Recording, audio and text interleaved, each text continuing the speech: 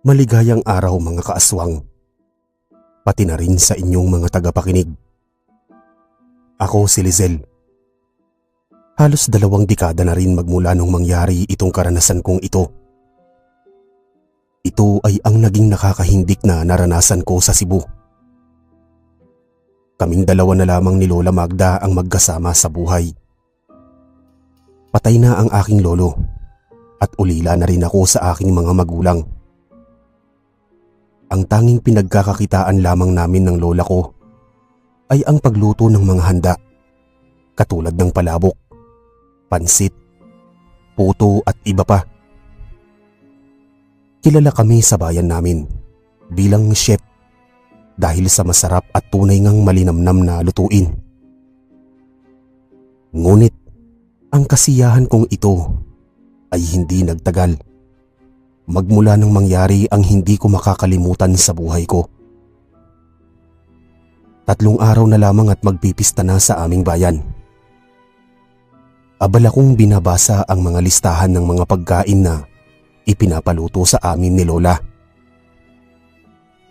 Masaya naman ako dahil marami na naman ang aming benta at tiyak ngang magiging abala kami nito sa pagluluto. Grabe la! Tila dumoble yung mga nagpapaluto sa atin ngayong taon. Wika ko sa lola ko na naglilista ng mga bibilhin namin sa palengke mamaya. Diyos ko apo, hindi ka pa nasanay. Taon-taon namang ganyan, hindi ba? Sabi ni Lola. Mabuti na nga yan at may benta tayo kaysa sa wala. Napansin ko nga karamihan dito ay pansit palabok ang nais. Sa pagkakatanda ko, noong 1 taon, 2 tao lamang ang nagpaluto sa atin nito. Pero ngayon halos aabot sa 10. Namamangha kong sabi. Binilang ko pa ang mga nakalista upang makumpirmang 10 nga ang taong nagpapaluto ng palabok. Patingin nga ako. Binigay ko kay Lola ang listahan. Ngumiti si Lola. Tama ka nga apo. Mukhang maraming pansit palabok ang lulutuin natin ha. Dapat pala dagdagan ko pa itong pansit palabok na bibilhin natin mamaya. Sabi ni Lola, saka muling nagsulat. Hindi ko naman sila masisisi, Lola. Napakasarap naman talaga ng pansit palabok na luto natin. Lalo na kung may kalamansi ito. Malinamnam sa dila. Oo naman. May katulong ba naman akong magaling din magluto? Mahinang kinurot ni Lola ang pisngi ko na nagpapahagikdik na lamang sa akin. Ako ang kaisa-isang katulong ni Lola sa pagluluto. Dahil na rin dito ako nanirahan kasama si Lola, ay natutunan ko na ring mahalin ang pagluluto ng iba't ibang pagkain. Tara na. Marami na namang tao niyan mamaya. Mas mabuti pang mamili na tayo ngayon. Tinulungan ko si Lola Magda na tumayo. Inayos ko ang aking sarili. Saka kinuha ang munting lalagyan ng aming bibilhin. Iha, may bago akong recipe na nais kong subukan natin. Paniguradong swak ito para sa ating panghimagas. Sabi ni Lola habang inaalalayan ko siya palabas ng aming gate. Malapit lamang ang aming bahay sa kalsada. Kaya naman tanaw na tanaw ko ang pabalik-balik na tricycle at motor. Nang makalabas kami sa gate, ay binitawan ko muna si Lola Magda. Lola, huwag kang tatawid ha. Isasara ko lamang ang gate. Bilin ko rito. Mainit kasi sa labas ng aming gate at nasa kabilang parte pa nakatayo ang waiting shed. Oo naman apo. Mahinang tumawa si Lola. Hindi naman na ako bata eh. Sabi niya. Nagpapaalala lamang ako, Lola. Tumalikod ako sa kanya sa kasinara ang gate. Mahirap na Matigas din naman ang ulo mo eh. Sabi ko pa sa kanya habang sinasarado ang gate ng aming bahay. Si Lola Magda kasi ang tipong tila bata kung gumalaw at kung paghahambingin kaming dalawa ay parang ako pa ang mas matanda sa kanya. Tanggap ko naman ang lola ko, lalo na't siya ang nag-aruga sa akin mula bata pa. Mas mabuti na nga lang na ganoon siya kaysa naman sa tuwing galit si Lola. Nagtatago na lamang ako sa aking kwarto sa takot na matignan niya ng matalas. Lola, tapos na. Lola Magda! Isang matinis na sigaw ang aking narinig, kasabay ang tila tunog ng pagbangga ng isang sasakyan. Nanigas ako sa aking kinatatayuan at hindi agad nakalingon. Naramdaman ko ang panginginig ng aking tuhod. Lizelle, tumawag ka na ng ambulansya. Unti-unti kong nilingon si Lola. Gaya ng aking inaasahan, ay natagpuan ko itong nakahandusay sa sahig. Duguan ang ulo at nasa harapan niya ay isang motor. Lumuha agad ang aking mata at mabilis siyang nilapitan. Lola! Umiiyak kong sigaw habang hinahawakan ng kanyang kamay. Pikit na ang mata ni Lola at hindi ko na rin siya naririnig huminga. Sa pagkakataon na yun, pakiramdam ko'y pinagbagsakan ako ng langit at lupa. Ang tanging nag-iisang pamilya ko, kukunin pa ba sa akin? Mabilis na rumisponde ang ambulansya na tinawag ng aming kapitbahay. Tulala lamang ako habang nakasakay sa ambulansya hanggang sa pagpunta namin sa ospital. Nais ko pa sana sa loob ng emergency room ngunit pinigilan na nila ako. Malakas ang tibok ng puso ko at halo-halong emosyon ang nararamdaman ko. Huwag naman sana ang lola ko. Siya na lamang ang natitirang pamilya ko. Ilang oras ang lumipas, ngunit wala pang doktor ang lumalabas. Napatingin ako sa listahan na dapat ay bibilhin namin ni Lola. Dapat pala'y ako na lamang mag-isa ang mamili at hindi na sana sinama si Lola. Hihintayin mo ba ang lola mo bago mo bilhin ang mga yan? Tugon ng isang ginang, isa sa kapitbahay namin. Hindi ako nagsalita. Kung ako sa'yo, bibilhin ko na yan, iha. Para paggaling ng lola mo, wala na siyang iisipin pa. Balita ko marami raw ang nagpapaluto sa inyo. Malapit-lapit na rin pati ang pista. Dagdag pa niya. Tama siya. Kung hihintayin ko pa si Lola, dadagdag pa ito sa iisipin niya. Imbis na magpapahinga siya ay magtatrabaho pa siya ng mga ito. Mas mainam sigurong simulan ko na. Tumayo ako sa kanilingon ng ginang. Ngunit nangunot ang noo ko nang makitang hindi ito ang kapitbahay namin. Isa siyang matanda, base sa kanyang katawan, at natatakpan ng hood ang kanyang muka. Gayunpaman hinawakan ko pa rin ang kanyang kamay. Panigurado akong kilala niya rin ang lola ko. Pakibantayan po ang lola ko.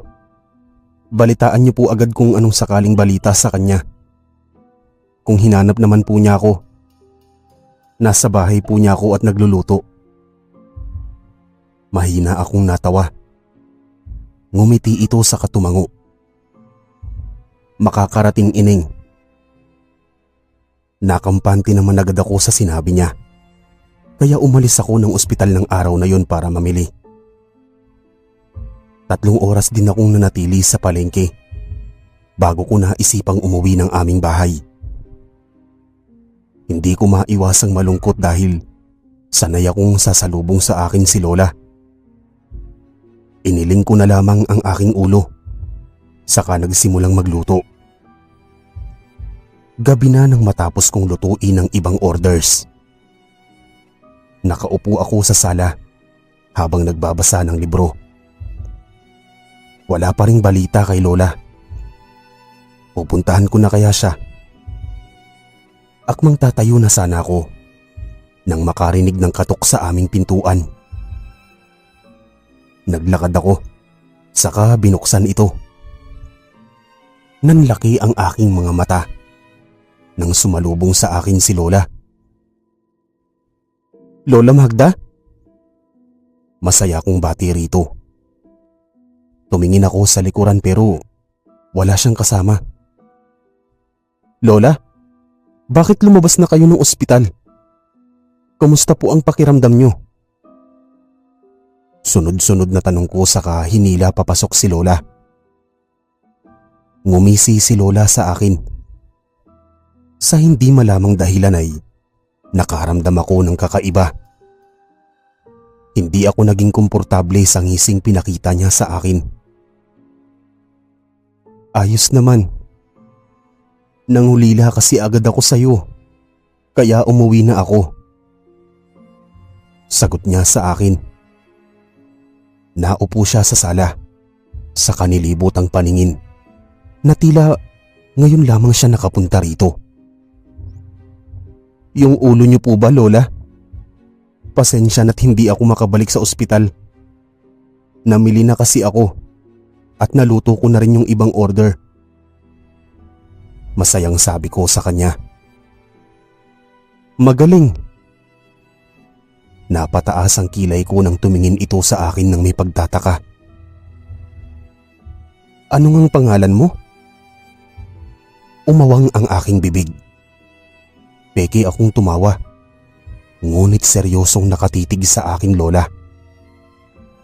"Lola, hindi niyo na ako kilala?" "Kilala kita. Nakalimutan ko lang ang pangalan mo. Nabagok kaya ang ulo ko." Natatawang sabi niya. "Ako po si Lizel. Apo ninyo." Napakamot na lamang ako sa ulo. Tumayo ako at niyakap na lamang si Lola. "Lola, sa susunod wag tatawid basta-basta ha. Ayoko nang maulit yun." Sabi ko sa kanya. Naramdaman ko ang yakap ni Lola pabalik sa akin. "Oo naman apo, hindi na mauulit yun." Humiwalay ako ng yakap sa kanya. "Lizel, mainam pa ay matulog ka na. 7:00 na ng gabi." Napanguso ako saka napakamot sa ulo. Nakalimutan yung pangalan ko. Pero yung pagpapatulog sa akin ng sobrang aga ay hindi. Si Lola talaga. "Oo na po. Ayoko naman mahampas ng hanger mo." Hinalikan ko si Lola sa pisngi bago ngumiti. "Good night, Lola." Kinawayan ko siya bago pumasok sa aking kwarto.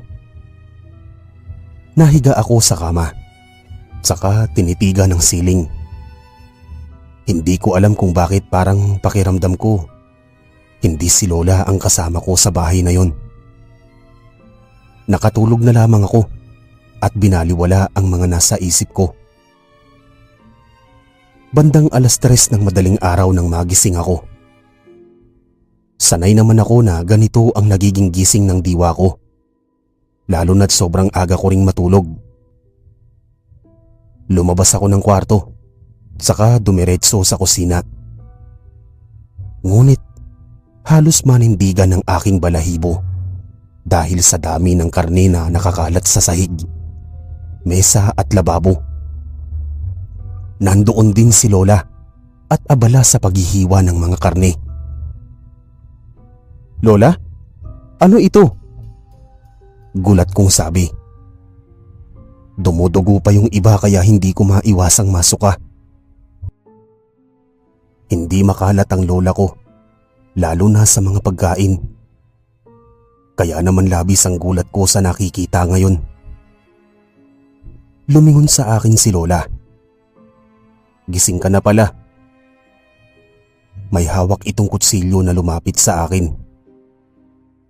Mga karne yan ng hayop para sa mga pinapaluto ng mga kapitbahay natin. Saan mo nakuha ang mga yan? Hindi makapaniwalang sabi ko. Namili ako kanina pagtulog mo. Pasensya ka na't makalat. Nagising ba kita? Umawang ang aking labi. Anong nangyayari sa lola ko? Bakit parang kakaiba siya ngayon? Nilibot ko ang aking paningin. Nasaan na yung mga niluto ko? Ikaw ang nagluto nun? Ang pangit ng lasa. Tinapon ko na lahat. Para akong sinaksak sa dibdib nang marinig ko yun. Lola, bakit mo naman tinapon? Hindi ko na napigilan pa na pagtaasan ng boses si Lola. Ito ang kauna-unahang pagkakataon na nasigawan ko si Lola at itinapon ni Lola ang niluto ko dahil lamang sa hindi ito masarap. Kasi nakakapuno lamang sa mesa. Hayaan mo na yon. Ito na lang ang tikman mo. Kinuha ni Lola sa mesa ang bagong lutong pansit palabok. Tinapat niya ito sa akin na may malaking ngiti. Tikman mo na. Masarap yan. Napakadaming sahog nito at amoy na amoy ko ang aroma. Umiling ako sa lola ko. Walang pag-aalinlangan na tinabig ko ang palabok. Dahilan upang magkalat ito sa sahig. Agad naman akong nakaramdam ng konsensya. Lalo na nang makita ang pagtitig ni Lola sa palabok. Ngunit, imbis na humingi ng tawad, ay tinalikuran ko si Lola. Saka dumiretso sa aking kwarto. Umiiyak na niyakap ko ang aking sarili. Ang sakit lamang na pinaghirapan kong lutuin yun. Ngunit imbis na ayusin na lamang ang lasa, ay itinapon lamang ito ng aking lola.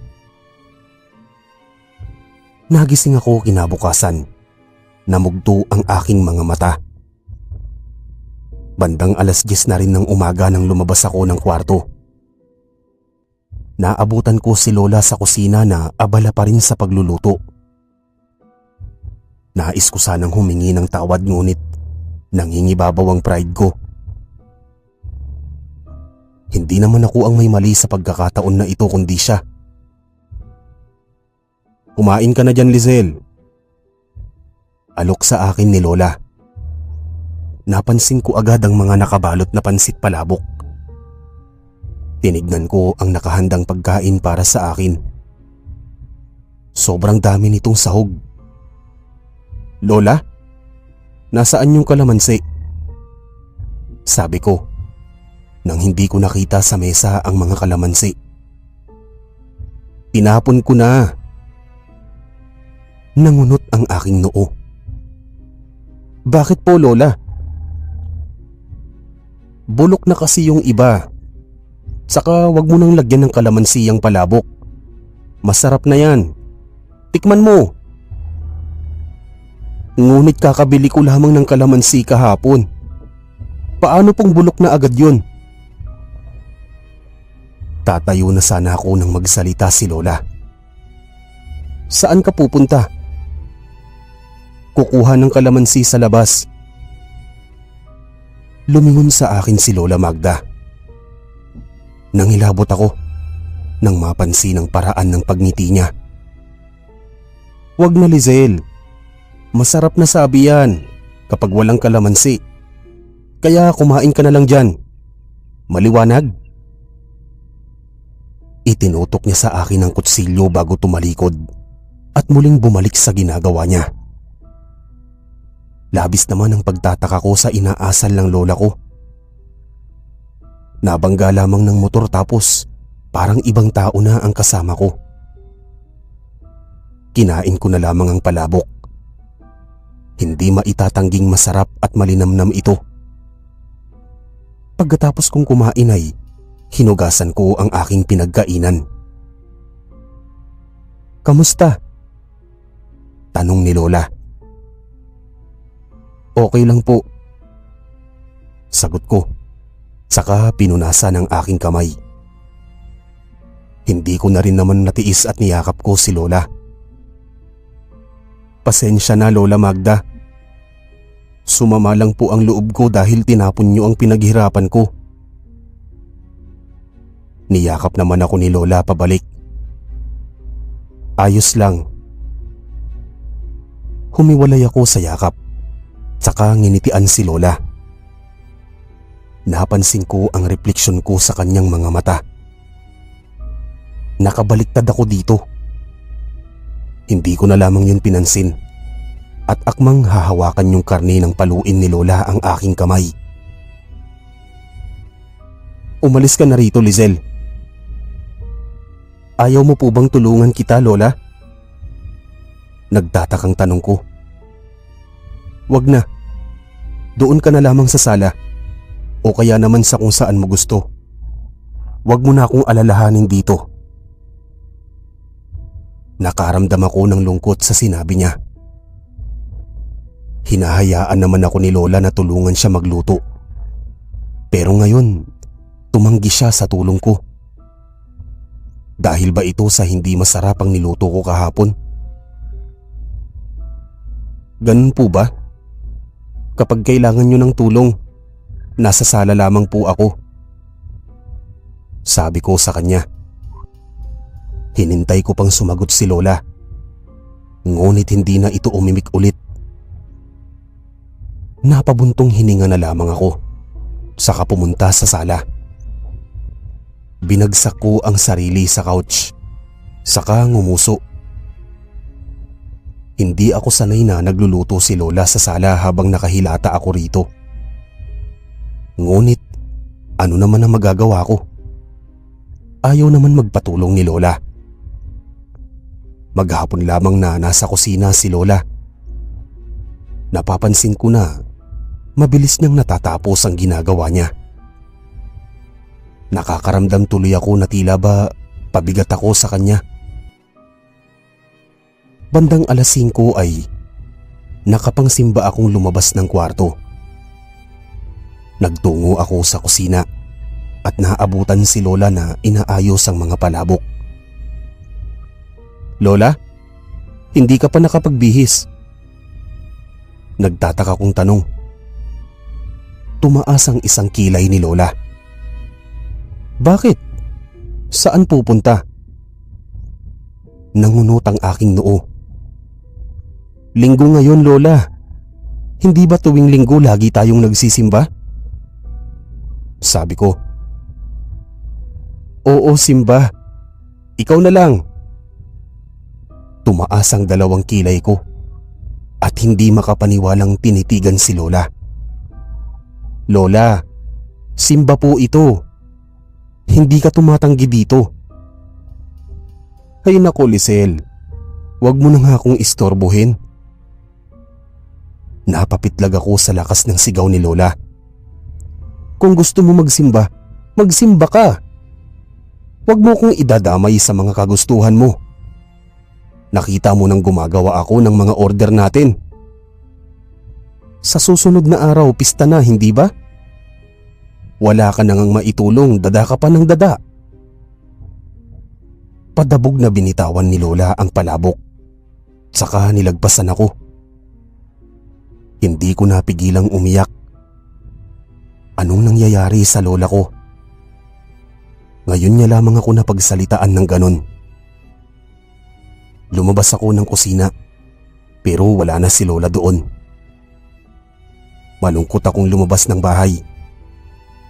Tulala lamang akong naglalakad hanggang sa makasalubong ko ang kaidaran ko lamang na si Gerald. "Lisel, mabuti naman nakita kita. Ayos ka lang ba?" Hinawakan ni Gerald ang aking balikat. Napakurap naman ako sa katumango. "Oo naman. Bakit?" Mabuti naman. Kondolensa. Alam kong masakit. Nangunot ang aking noo. Anong sinasabi mo? Akmang magsasalita pa sana ito nang tawagin na siya ng aking mga kaibigan. Sige na, Lisel. Mag-ingat ka palagi. Bye. Kumaway pa siya bago tumakbo palayo. Napakamot na lamang ako sa ulo. Ang weirdo ni Gerald. Makapagsabi ng condolence para namang namatayan ako. Isinawalang bahala ko na lamang ang sinabi niya sa pag-iisip na baka pinagtitripan niya lamang ako. Gabi na nang makauwi ako galing simbahan. Pagpasok ko sa bahay ay madilim ang paligid. Binuksan ko naman ang ilaw sa sala. Pero wala doon si Lola. Nagtungo ako sa kusina at nandoon siya na kumakain. Kain na, ani Lola. Lumayo ka muna sa akin. Amoy na amoy ko siya sa'yo. Po? Nagtataka kong tanong. Naupo ako sa tabi niya pero lumipat ng upuan si Lola, malayo sa akin. Nagtataka namang tinignan ko si Lola pero nakatingin lamang ito sa pagkain niya. Tahimik lamang kaming kumakain ni Lola. Hindi ako sanay sa ganitong katahimikan dahil madalas ay marami kaming napagkikwentuhan ni Lola. Pakiramdam ko talaga may nagbago sa kanya magmula nung naaksidente siya. Hindi na siya masigla. At parang ang init ng ulo niya sa akin. Hindi na rin siya nakikipagbiruan sa akin. Naninibago ako kay Lola Magda. Tapos ko na pala lutuin ang mga orders. Bukas i-deliver mo na yun isa-isa. Ani Lola. Ikaw Lola, hindi ka ba sasama? Napapitlag ako nang padabog na inilagay ni Lola ang kutsara sa mesa. Ako na nga nagluto? Ako pa ang magdi-deliver? Ano na lang ang silbi mo rito? Napatulala ako kay Lola. Inaamin kong nasaktan ako sa sinabi niya. Yumuko na lamang ako para hindi niya makita ang pag-iyak ko. Sorry po. I-deliver mo na yan bukas. Sabihin mo rin na wag nalagyan ng kalamansi dahil papangit ang lasa. Imported kamo ang pansit na ginamit. Pero Lola, sa palengke ko lamang yan binili. Katwiran ko sa kanya. Basta wag ka ng maraming tanong. Tapusin mo na yan at matulog ka na. Tumayo si Lola saka lumabas ng kusina. Malungkot naman akong nagpatuloy sa pagkain. Kinaumagahan, gaya ng utos ni Lola, ay isa-isa kong nilagay sa basket ang mga niluto niya. Naaamoy ko ang mga aroma ng mga niluto niya, kaya hindi ko naiiwasang kumalam ang sikmura at matakam. Isa-isa kong hinatid sa aking mga kapitbahay ang nilutong palabok ni Lola. Nakakapanibago lamang dahil hindi ko kasama si Lola na maghatid ng mga ito. Kumusta ka, Lisel? Anang isa sa mga kapitbahay namin. Ayos lamang po. Sabi ko. Inabot ko sa kanya ang sukli. Nakakamangha. Nagawa mo pa ring magluto kahit wala na ang lola mo. Kondolensa. Saan ba ang burol ng lola mo? Nais kasi naming bumisita. Nangunot ang noo ko sa sinabi niya. Po, anong sinasabi niyo? Buhay po ang lola ko. Nanguyom ang aking kamao. Buhay pa nga si Lola pero pinapatay na nila. Pero nakita ko na... Baka iba lang po ang nakita niyo. Buhay po ang lola ko. Nasa bahay nga po siya eh. Huwag po kayong gagawa ng kwento. Naiirita akong umalis ng bahay na yon. Nakakainis. Akala ko ay doon ko lamang maririnig ang patungkol sa pagkamatay daw ni Lola. Pero nagkamali ako. Maging sa ibang bahay na pinagdeliveran ko ng palabok at ibang pagkain, ay sinasabi rin nilang patay na si Lola. Nais ko sana silang sigawan ngunit baka madismaya sila at hindi na ulit mag-order. Saan ba nila nakuha ang balitang yun? Buhay na buhay ang lola ko. Kasama ko pa nga sa bahay at siya pa mismo ang nagluto nito. Hindi ko maiwasang kabahan dahil sa mga sinasabi nila. Sinong matinong tao ang magkakalat na patay na ang taong humihinga pa? Pauwi na ako sa bahay nang makasalubong kong muli si Gerald. Kasama nito ang mga kaibigan niya. Napatingin ako sa isang palabok na natira sa aking basket. Ito ang order ng mama ni Gerald. Hindi ko ito naibigay dahil wala ito sa bahay niya kanina. Mabuti naman nakasalubong kita. Ito pala ang palabok na order ng mama mo. Sabi ko, saka inabot sa kanya ang palabok. Paalala lang pala, huwag mong lalagyan ng kalamansi dahil papangit ang lasa niyan. Hindi nyo na yan makakain. Sabi ko, kagaya ng binilin sa akin ni Lola. Kahit naman nawirduhan ako sa biling niyang yun, ay sinunod ko pa rin dahil siya naman ang nagluto nitong palabok. Kakaiba namang paalala yan ah. Pero sige, sayang din naman tong palabok kung hindi ko makakain. Magkano nga ulit ito? Sinabi ko ang presyo na agad naman niyang binayaran. Akmang magpapaalam na sana ako sa kanya nang magsalita siya. Mabuti naman at nakayanan mong magluto kahit na mabigat ang damdamin mo. Nangunot ang aking noo. Anong sinasabi mo? Lizelle, huwag ka nang magkunwari pa. Alam kong masakit sa'yo ang pagkamatay ng lola mo. Pero sana naman huwag kang magkukunwaring maayos ka. Baka yan ang ikabaliw mo. Hindi patay ang lola ko, Gerald. Anong sinasabi mo? Hindi makapaniwalang tinitigan ko siya. Naiinis na ako sa kanila. Kung pwede lamang pagsalitaan sila ng masama ay ginawa ko na. Lizelle, patay na ang lola mo. Hindi mo alam? Gerald! Hindi ko na mapigilang magtaas ng boses. Hindi patay ang lola ko. Okay? Siya pa ang nagluto ng palhabok na yan. Baka ikaw ang nagpapakalat ng maling balita na yan. Galit kong sabi. Nanlaki ang mga mata niya at tila hindi makapaniwala sa tinuran ko. Tama na, Gerald.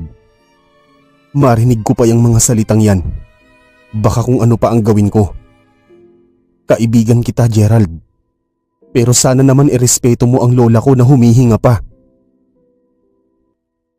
Inirapan ko siya sa kapadabog siyang nilagpasan. Dere-deretso akong nagtungo sa bahay.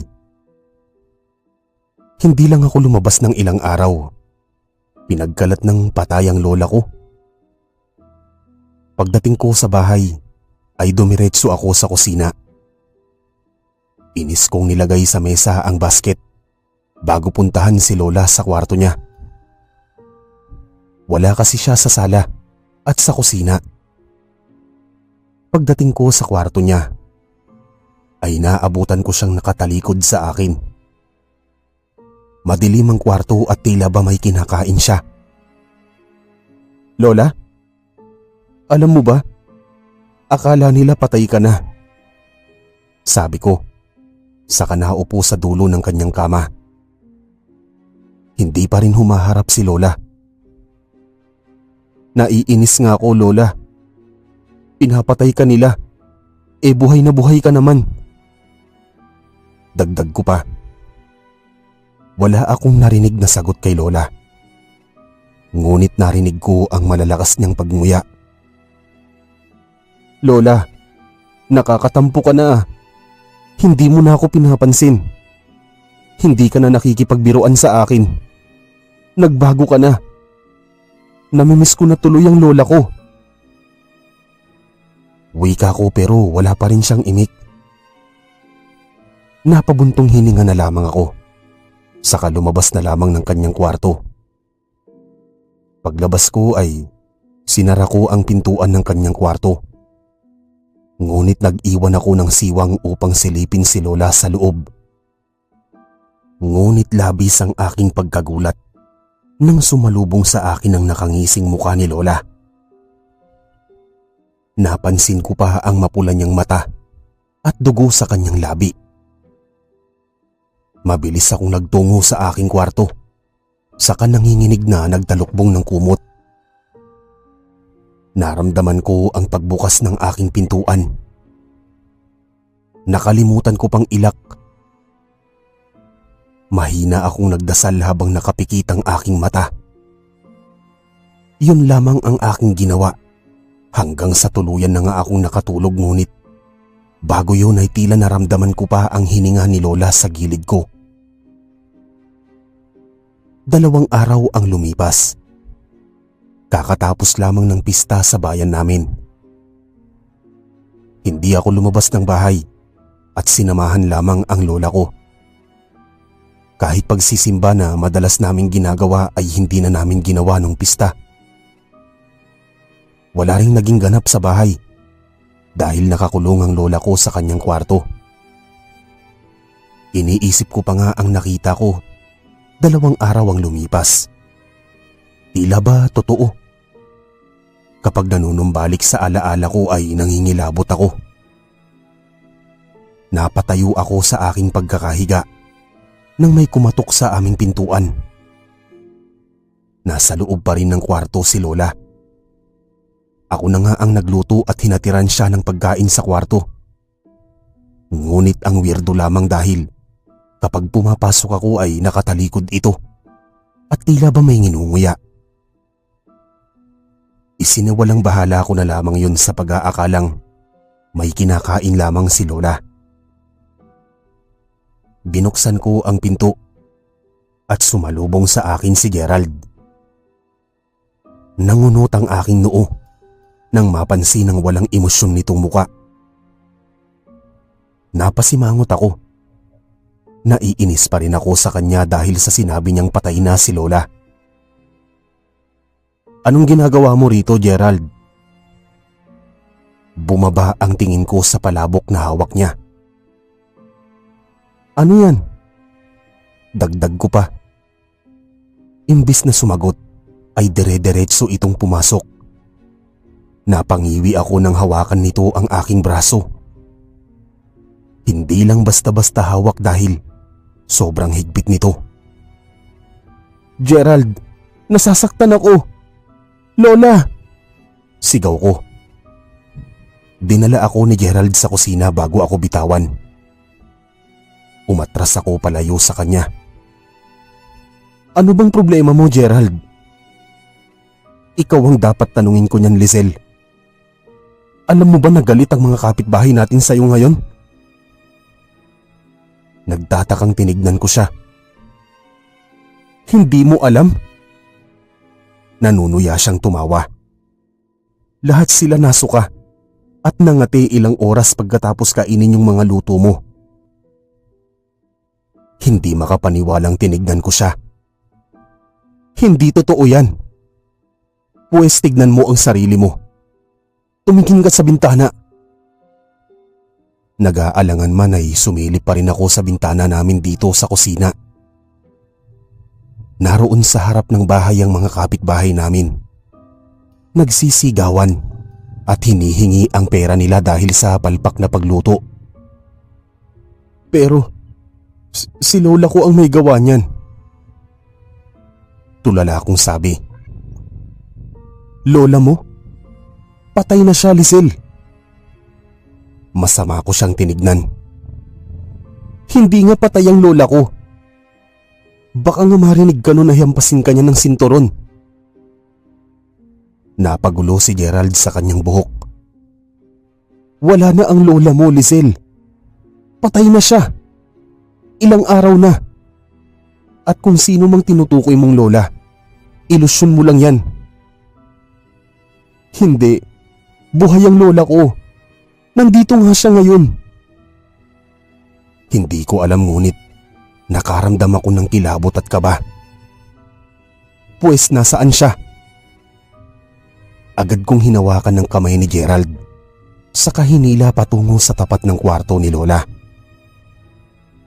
Binuksan ko ng kaunti si Lola, saka kapwa kami sumilip sa maliit na siwang. Rinig ko ang pagsinghap ni Gerald nang makita namin si Lola. Nakatalikod pa rin ito. Hindi yan ang lola mo, Lizelle. Mahinang bulong niya. Lola ko yan, Gerald. Nakikita mo naman, hindi ba? Hindi yan ang lola mo, Lizelle. Hindi siya. Pareho kaming napasinghap sa gulat nang umangat si Lola sa siling. Gumapang ito sa itaas habang nakabukas ang bibig at namumuti ang mga mata. Naramdaman ko ang pagputla ng aking muka. Bago pa man ako mapasigaw ay hinila na ako ni Gerald. Ngunit hindi nakaiwas sa aking paningin ang pagtingin sa akin ni Lola. O siya nga ba talaga?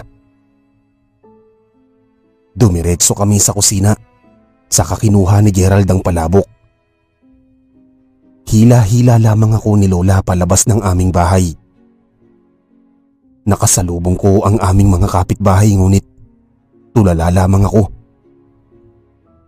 Mga kapitbahay, sumunod kayo sa amin, sabi ni Gerald.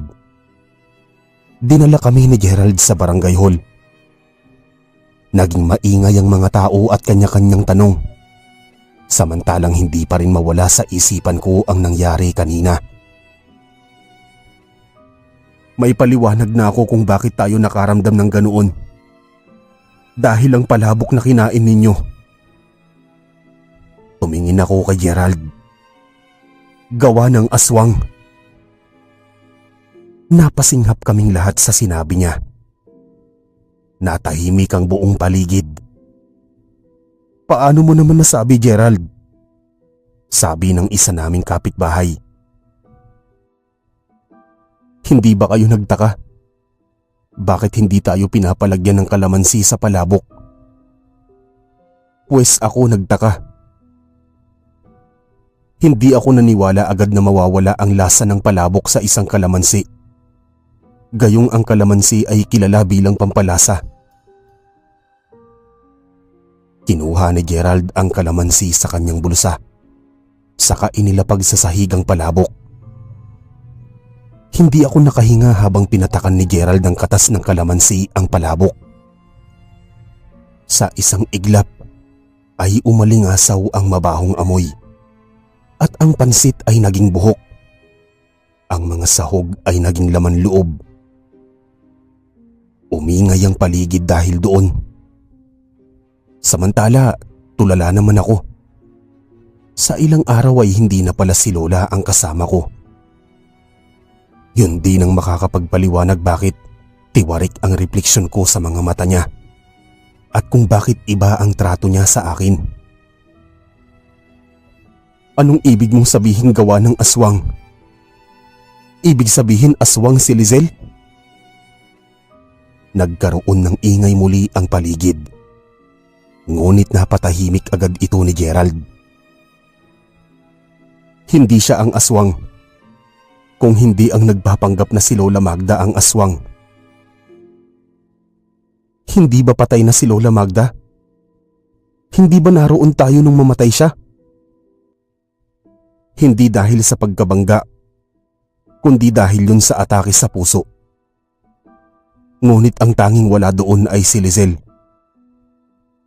Naramdaman ko ang titig nila sa akin.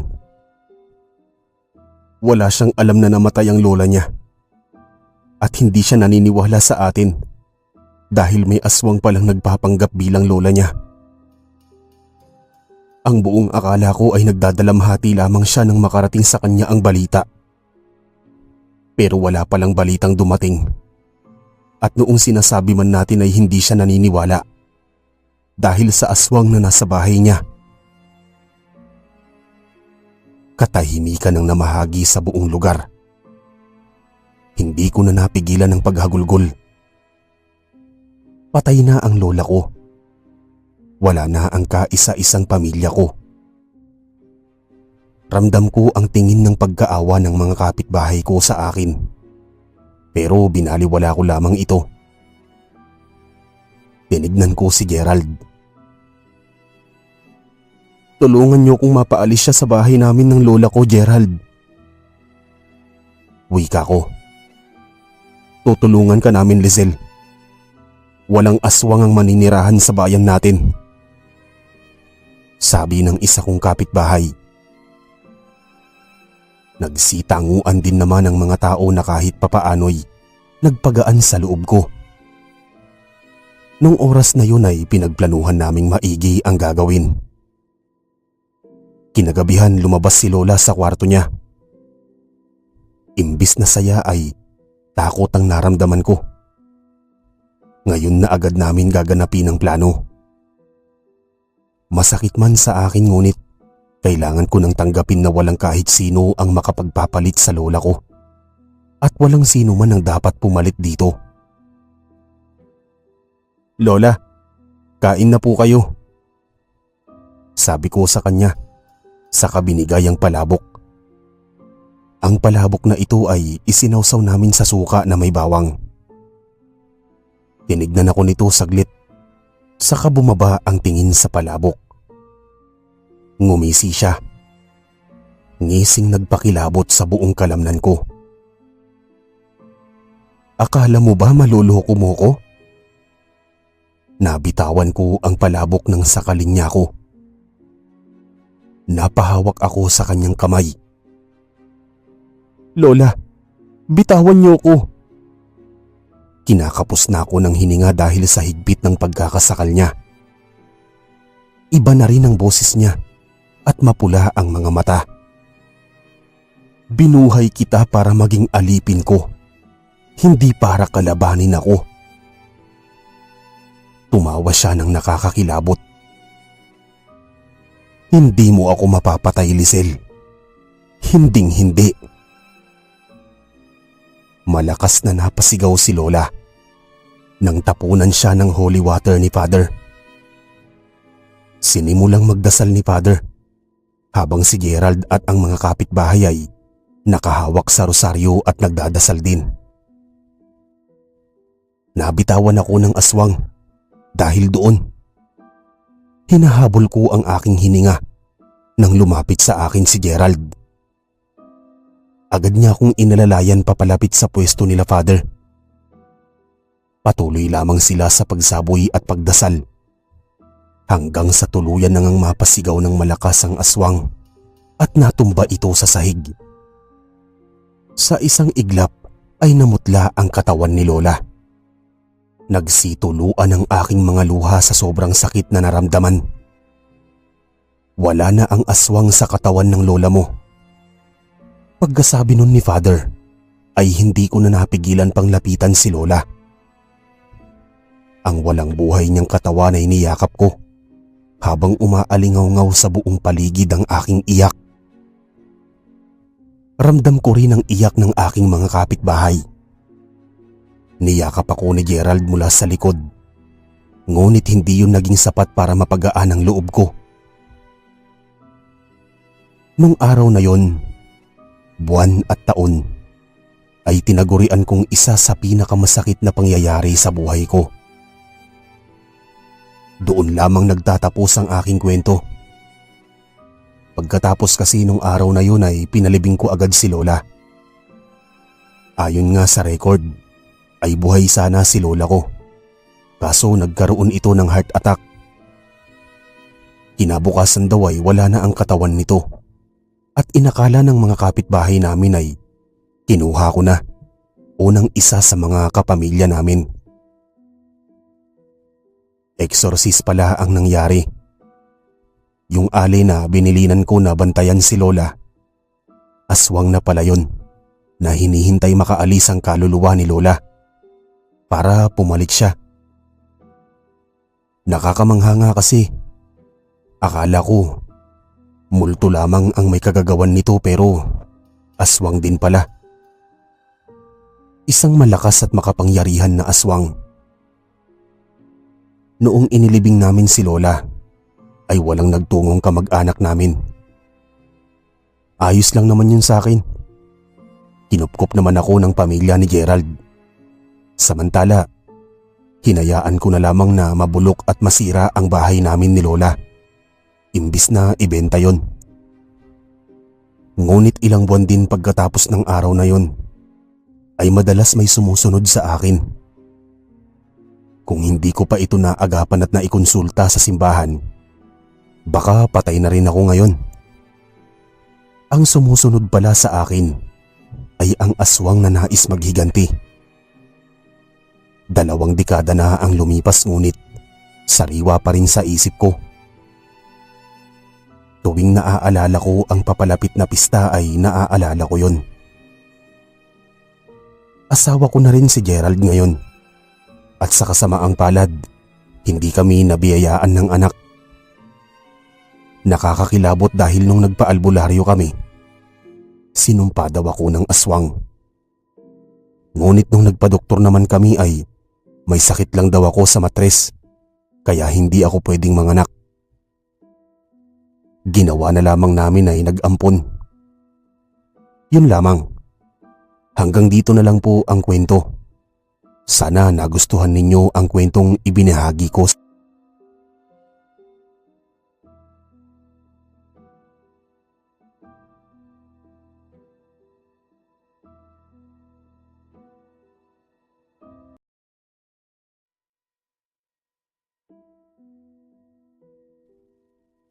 Maligayang araw mga kaaswang, pati na rin sa inyong mga tagapakinig.